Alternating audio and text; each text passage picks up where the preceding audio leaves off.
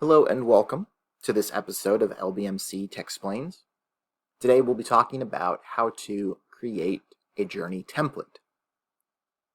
So after you've opened up real-time journeys and navigated to journeys under the engagement section, you can either click a new journey and create your template that way, or if you've already got a journey that you would like to build a template off of, you can select that one. For the purposes of this video, we'll be using a journey that I've set up previous. So when you click on the journey to open up, or if you click New Journey and build it based on it being a trigger-based journey, a segment-based journey, and selecting the trigger, the segment, and the start date, and start time,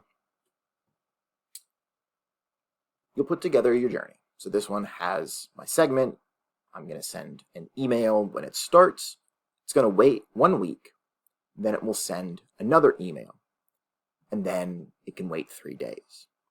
Then I can add in another action, like sending another email, or any of these other actions.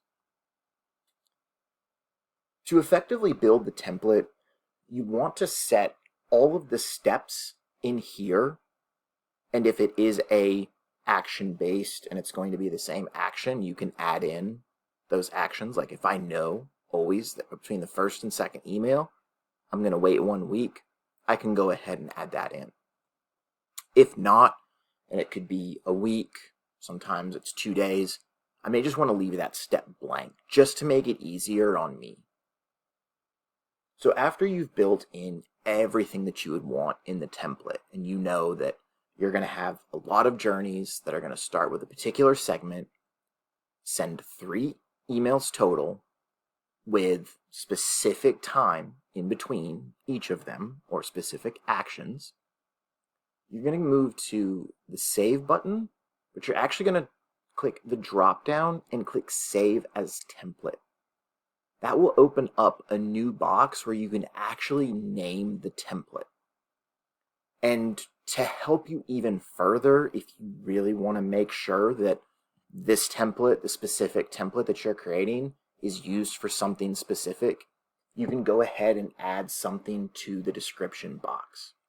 So if I knew that this particular template that I'm creating is always going to be used to remind certain contacts in my CRM that they have a free gift, that's what I can go ahead and put in the description. And that way the template name doesn't get overly long and complicated. So once you've put those in, and it's not letting me save because I haven't put anything in, but once you've put those in, you go ahead and click Save. After that template is saved, anytime that you click New Journey Now, instead of clicking Skip and Create from Blank, right near the Create a New Journey section, you can actually click Templates. And that's going to load in all of your templates here that you can see. Now, as you can see, I haven't done a lot. Only got about 3, so we're still new on these templates. But once you've got a template and you click and select it, it's going to go ahead and drop in everything that you've selected.